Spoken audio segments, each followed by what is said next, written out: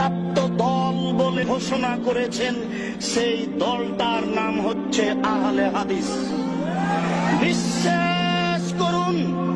বিশ্বাস করুন, আমার এই ভাঙাচোরা বিদ্যায়,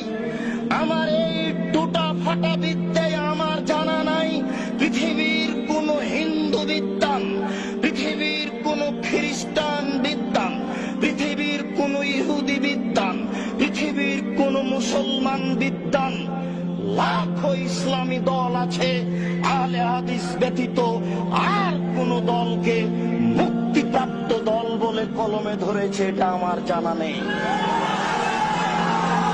অতএব কথাটা আপনি আবারও বিবেচনা করে ভেবে দেখুন, পৃথিবীতে কোন বিদ্যা,